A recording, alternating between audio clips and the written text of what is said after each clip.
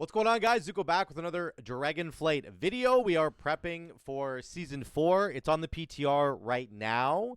I've been doing a bunch of testing in the dungeons and checking out some of the new loot you can get.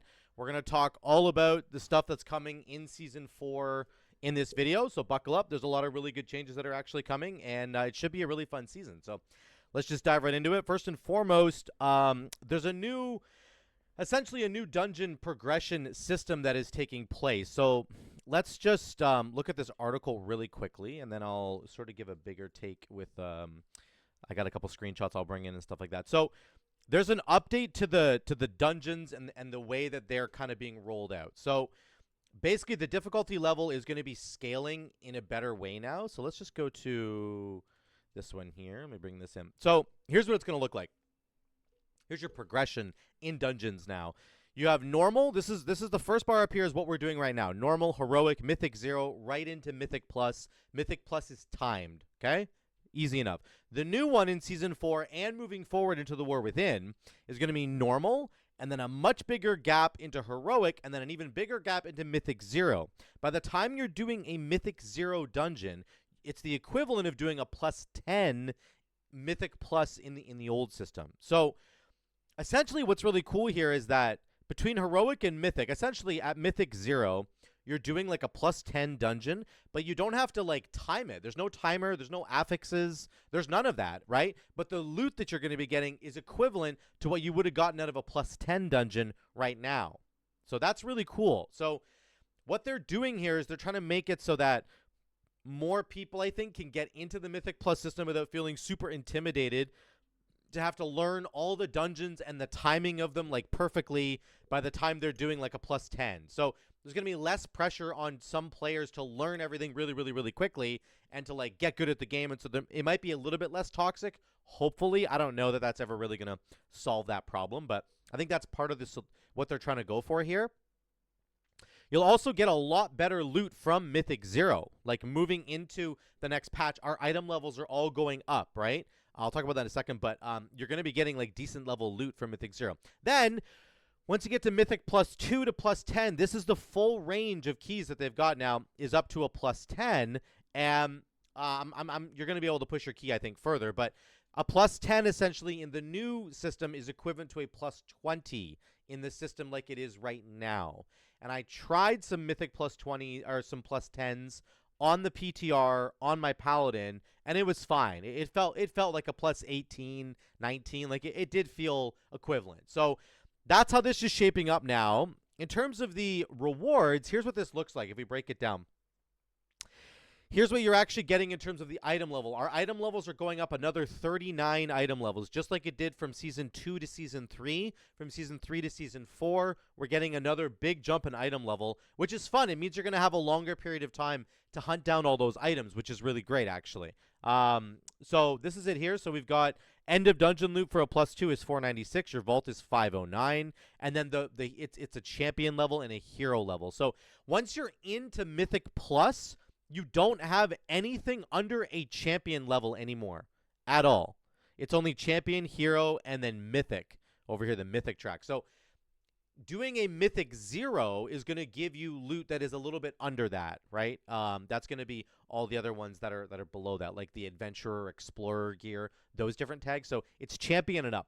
And you can see if you do a plus 10, it's like doing a plus 20. You're going to get 509 at the end of the dungeon, and then in your vault, you're going to get 522. At the end in your vault, which is super good. That's mythic 2 out of 4. You can see if you add 6 more to that, it's going to be 528, I believe. Yeah, 528 is where we're getting to. So this is mythic 2 out of 4. Mythic 4 out of 4 is 528 item level. There are some items that are going to be going up to 534. So if we just look in the game really quickly, there's like items that you can get out of the raid, for example, that are going to be higher item level. This is heroic. If we look at mythic, it might be on here. There's always those special items that are better, right? That are going to go up to 5. There's 535 on that seal there. So there's going to be different levels, but generally speaking, we're talking about item level 528. Some of them can go to 534 or 535, I believe is what it's going to be. That's this one here. So Lots of item level to go up with there, which is really good. And then these are going to be the affixes when they're going to actually scale. So you can see at +2, you're going to get your Tyrannical Fortified. At +5, you're going to get Entangling and Afflicting Corp. And then at +10, you're going to get the last of the affixes there. So it's an interesting system. It's an interesting change that they've made where you can get into the Mythic sort of plus ecosystem earlier and get geared to a higher level without having to do the big timed keys, which is kind of nice. I hope it does help players who are newer to the Mythic Plus experience really sink their teeth into it, because I think that would be fun. So that's that there. In terms of the actual dungeons themselves, let's take a look at them. There are a bunch of changes coming to the actual dungeons themselves. Lots of nerfs. A lot of nerfs across the board. Let me just say almost every single dungeon is getting easier. So, for example, in Halls of Infusion, there's now a checkpoint, actually, which is awesome. There's a checkpoint after defeating the Gulping Goliath. That's the frog boss. So you know how you used to have to run all the way back and jump down that big tunnel to get back to the frog boss? You don't have to do that. Once you kill the frog boss, you're good to go. You've got that spot there. So if you end up dying on the next boss, which is usually the more dangerous one, you can get back to her really quickly. Azure Vault has the Draconoid Breakers. They're the guys who do the big shoulder slam and can knock you off the platform. They cannot knock you back anymore. That has been removed. And there's a whole bunch of other nerfs as well. The Umbra Skull boss, I think this is probably the biggest one here.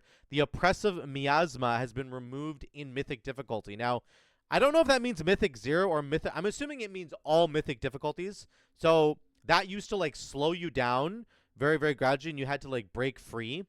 Every time you moved, it would like add a stack to you, so you had to stop moving for a certain amount of time. They just got rid of that, I guess. So that's nice that that's gone. Brackenhide Hallow, one of the big ones here. They removed a ton of annoying abilities. Removed. Lots of annoying abilities got removed, which is really, really nice. And then the first boss fight, I think, got quite a bit easier. Hackclaw's Warband. The haste bonus got nerfed. Mark for Butchery. Damage frequency is only every 1 second. That's the one where the one guy jumps around to each one of your allies and like slices you. So instead of him doing it every 0.5 seconds, he's doing it every 1 second. So it's slower, which gives the healer more time to react. Very, very nice change. Gash Frenzy's damage goes down by 20%. Gash Frenzy duration. That's the one where he jumps on one person and like attacks them, I think. And then it's been reduced. Maybe I have the wrong ability there, but either way, it's all getting nerfed, which is really, really good. Algathar Academy. This is interesting. There is a the Kroth boss got nerfed, so the frequency of the Firestorm got nerfed, and then the Peck, which is on the tank, that got nerfed as well, which is really good. And then the Echo of Doragosa. Let me bring this up really quickly here. At the beginning of this fight, there is now... She spawns 2 pools. Unleash Energy now spawns 2 pools right off the bat.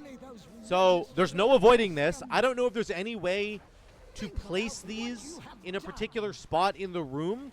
Like if you pull her to the back of the room, does she fire them that way? I don't know. But you're automatically going to have these puddles shooting out orbs now. It used to be once you got 3 stacks of her mechanic, it created an orb. That still happens, but now you're stuck with 2 of these portals at the very beginning. So that's interesting. I just noticed that when I was testing this the other day. So it's going to make this fight much more difficult, I think, on Tyrannical weeks in particular, because you're just going to have to be ready to have the room filled up a little bit more with all that crap. So Neltheris, the Burning Chains can only be used once. That's a big change.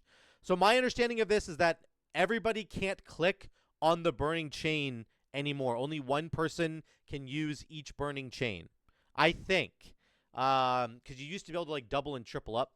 Burning Chain stuns all enemies it hits and then increases their damage taken by 50%. So it's still going to be good, but I think it's a nerf technically to the chains. Chargath, Fiery Focus, Pulsing Damage near Chargath has been removed. I think this is a buff to melee. I think this is the one where he's like, once he's like, he does the mechanic where he sends out the chains onto your allies and then he starts like doing his big AoE fire splashing thing. There's no longer going to be an AoE right around his character, which will instantly kill you. So that is really nice, because that was very frustrating for melee, especially for like Holy Paladin trying to heal. You have to try like build Holy Power. Very, very annoying for Enhancement Shaman. So that's a really big one. I like that change a lot. Not good offensive. The Balakar, they nerfed a lot of different mobs. They removed some abilities. Then Balakar Khan, the frequency of storm winds during intermission has been reduced to every 10 seconds. Was every 6 seconds. So that's when he goes into like the middle of the room and just starts channeling and puts the storm up. That mechanic that brings down the winds that are going to hit you, that's been nerfed. So it's going to be easier for you to do that mechanic now, which is really, really good. Ruby life pools. The single target dot from Kairaka, let's go to that. That's Inferno Core. So that's when he like spits on one person and they have a little dot that you have to run to like the side of the room to drop it off because it puts a puddle down. That has been the duration's been increased, but you can just dispel it right away, right? It's just a dispel. And then the periodic damage has been reduced. So this is an overall buff for us, 100%. It's a nerf to the ability. So the ability is going to be on the ally for longer, which gives you more time to dispel it, and then it does less damage over time, which is really good. Oldemon, the Fiery Surge and the Lost Dwarves, that's when they jump into the boat and they start floating around in the boat. There's just periodic fire damage that goes out that not even like I know there's like splashing fire damage that hits the ground, but they just pulse AoE damage. That's getting reduced, which is really, really nice. So those are all the dungeons and their changes. That's a lot of change. Like there is a lot of changes in here. Go read them if you want to know. But overall, generally speaking, it is a nerf to every dungeon, which means it's easier for us. Way, way easier, I think a lot of them are going to be. I also think a bunch of these dungeons are just going to be easier if you have a Vengeance DH. Remember, Vengeance DH did not get reworked until the most recent season. So it wasn't like that in Season 1. I think in Season 1, bringing a Vengeance DH to a lot of these keys is going to completely trivialize. Like, I was in the Algathar Academy, and the Vengeance DH was just literally, like, stopping all the spellcasting from happening for, like, 15 seconds. And then that's all the mobs did. They just cast really dangerous spells. But he just, like, negated it. So it was kind of crazy. We'll have to see. I think Vengeance DH is going to be a premium tank in this season for sure. Okay, system changes. We did talk about this. We talked about the loot. Let me get to the new items because there's a lot of really new items going on here, and I'm going to introduce this new area to you. In Valdrakken, you're going to come to a new area, which is right here on the minimap. It's actually like right here, but this is the entrance to it. So it's kind of near where the Engine of Innovation was, up on the hill up there. So instead, you're going to come in here to this building, okay? And this is going to be where you're going to cash in all of your new like loot rewards that you're getting, and it's right over here. There's a bunch of NPCs. There's a dragon, there's a lady here, there's a whelp. These are the 3 different raid loot like that you can get. You can come here to get loot from any of the 3 raids. Should have said that a little bit better. There's a cosmetic person over here to buy cosmetic stuff. And then there is 2 people here for other tokens. Let me go through all the different tokens that you can basically get in the game, okay? So number 1, you can get raid gear with these things called antique bronze bullions. We don't really know how these are going to function right now, except that you're going to earn them by doing various activities. You can get a stack count of these up to 12. So it's very curious. These are used for like everything. All the raid pieces here from the 3 different raids. And it costs 2 per piece. And then the cosmetic lady, it costs 1 for those as well. 3 if you want to get Mr. Jigglesworth. So I think that either, here's what we don't know. You might get 12 of these tokens over the course of the entire season per character, which means you could buy 6 different trinkets or upgrade a legendary or whatever you want to buy. Like 6 trinkets per character is pretty reasonable. You could get a bunch of really cool ones. Or maybe this is a weekly lockout. I'm not really sure.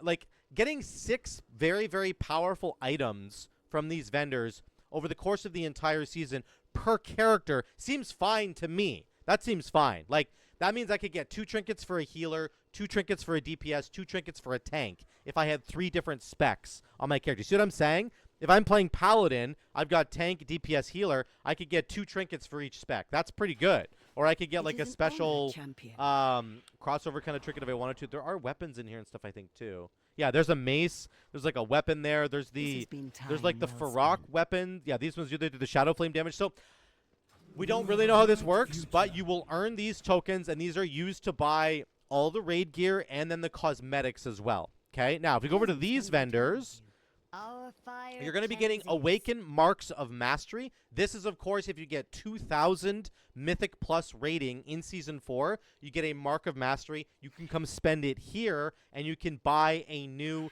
tier piece. It's only a heroic tier piece, So early on in the season, it'll be fantastic, and then later you're going to replace it with a mythic one. That's the Mark of Mastery. This guy, this lady has you spend Awaken Tempo Stones, and if we go to the Raid Journal, these are the old things. Don't look at these. You want to scroll down to the bottom, okay?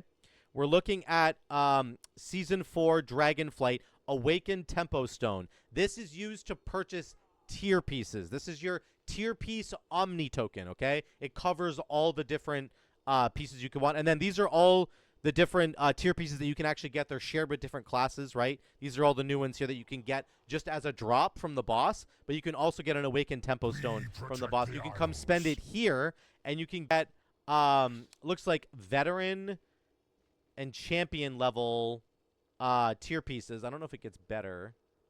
Oh, yeah, there's Mythic and Hero. I don't know why you'd only want to spend. I'm not really sure how that works. Anyway, this is what you spend your Tempo Stones on, and you can get the Mythic stuff from here, okay? So those are all the different, like, tokens that you're going to be using, and this is the place that you're going to be using them in. Again, we'll have to see what we can get. There's some really powerful trinket combinations here. I just want to go over these really quickly, guys. We're getting access to all of the cool trinkets that used to be in the game. Like, all of them. It's really, really cool. So, there's a bunch of good weapons and stuff. Coiled Serpenado was fun. You can actually upgrade legendary items, so you can increase the item. If you already have the legendary as like a Ret Pally or a DK or the Evoker legendary, you can upgrade the power of it with this right here, the Scale of Awakening, which is really, really good. And then, of course, we have all the crazy items. There's Pip, Smoldering Seedling is really good. The Naimu Trinket. There is Farak's Tainted Heart is here. All the weapons. Augury is here. Blossom is here. And then, of course, this is the Season 2 one we've got going here. Rashox is here for healers. Rashox is back. It was such a disgustingly good trinket. So good. Ashtakandur, the two-handed weapon, that was super strong as well. Neltharian's Cult of Dominance, Beacon of the Beyond, Voice of the Silent Star, where you're stealing everybody's stats is back. And then Season 1, we've got Scepter. Where's the oh yeah, Storm Eater's Boon is back for melee. This thing was so insane. It did so much damage. It was really, really crazy. Chill Globe is here. And then you got Brewkeeper's Promise. That thing was crazy. Manic Grief Torch was crazy. There's some really, really good ones that are back. So you can get all the different ones you want. They've also changed some of the items, which is really cool. So there's Ominous as well. Elemental Anvil was good. Where am I? I don't think it's on these vendors, right? No, it's not. I'll look in the journal really quickly. For example, they've changed some items around to make them a lot different than they used to be. If we look at Water's Beating Heart, for example, this is a healing trinket. It now gives you this weird kind of buff where when you use your abilities, you have a chance to debuff yourself, and it will, like, slow you down. And then if you dispel yourself, you will shield a bunch of allies and give yourself versatility. So it's a very wonky, weird kind of buff, but I was actually trying it in dungeons, and it actually performed fairly well. Not bad at all. But then I was also messing around with other trinkets that are definitely way more powerful. Things like Kairaka's Searing Ember is so good. So I'm excited to get a lot of these trinkets again. If you want the dungeon trinkets, you cannot buy them from the vendor here. You just have to go farm them from the dungeons, right? If I want to go get Furious Rage Feather back or this Singing Stone, if I want to get Kairaka's, I have to go do Ruby Life Pools and get that, and then I can get it again, and it's going to be really awesome. So there's lots of really good trinkets from the dungeons. Algothar Academy had Puzzle Box, which gives you a crazy amount of mastery, which was really, really cool. What were some of the other really good ones? Iridius. Iridius gives you a crazy amount of main stat. Neltharis had the Spoils from Neltharis was good. Spear was good as well. Oldemon, not good offensive. Again, Furious Rage Feather was quite good for casters. There's lots of good ones here. I think Tome of Unstable Power is quite strong. This is something that they changed, actually. I don't know why. Let's go to Mythic Plus. They actually changed this and made it really, really strong, so it's coming back as well. So lots of items to get. This is where you're going to spend your time putting the tokens in. We don't really know how the tokens are totally going to work yet. We'll have to wait and see. It's looking really good, though. In terms of crafting, you will get a Spark of Awakening. So this is the new spark that you can use for the crafting. I don't know how much the crafting is going to scale. I mean, it's always going to be, I believe, 3 item levels below what the final number is going to be in terms of like 528. So maybe 525 in terms of crafting, which is fine. You're going to get these Sparks of Awakening. The big thing here, apparently we're going to be getting these Sparks of Awakening every week instead of bi-weekly. It says previous seasons were completed with rewards bi-weekly. So it looks like we're going to be getting these every week. I'm assuming because this season will be a bit shorter, right? So you're going to want to get those tokens as quickly as possible. You can also see the raid rotation. They're going to rotate through the raids each week. So each week will be a completely different raid, and then you can like save your lockout progress if you want to. And then it will have the awakened symbol above the raid so you know which raid you want to go to get the really, really cool loot. Okay? Those are the main things that we're looking at for Season 4. There's a ton of new items, tons of new trinkets, 39 item levels that you're going up. There's new achievements to get, right? So you can get there's rewards as well. I'll show you those really quickly. If I look at my journal here, not that, this one here. If you go to the pet journal, we can see, I will search the mounts, looking at the voyaging. So this is if you get all the raids done on normal difficulty or higher. Okay, that's you get the voyaging Wilderling. That's Awaken the Dragonflight raids. And then we've got the Keystone Master, which is 2,500 rating. That's going to get you the Infinite Armoredon, which is pretty cool, actually. So you can get both these mounts. As always, there's mounts. If you do all of the raids on Mythic difficulty, you actually get portals to each one of the raids, which is super, super cool, as they've had in previous expansions, previous seasons of the game. So that's it, guys. That's what we're doing in Season 4. Lots of item level to get. I think the most exciting thing about this is going to be chasing down all these trinkets and coming up with really fun trinket combinations. I've already been messing around with a bunch of really cool ones, and I can't wait to just be able to buy a bunch of them per character and to really just have fun experimenting. That's really what I enjoy the most. And then the Awaken raids are going to be awesome. So yeah, it's going to be great. I'm looking forward to it. If you guys are looking forward to it, let me know in the comments down below. Also, let me know what you guys are going to be playing in Season 4. I have been messing around with Holy Paladin and Holy Priest a lot in the last couple weeks, and I'm seriously considering maining Holy Paladin in Season 4. Let me know what you guys think I should be maining, and let me know what you're going to be maining in Season 4. I'm going to do a video on it soon, but I would love some feedback from you guys to let me know what you think about that choice or some other choice that I'm possibly sleeping on. Let me know. Thank you so much again for watching. Love you guys. I will see you in the next one.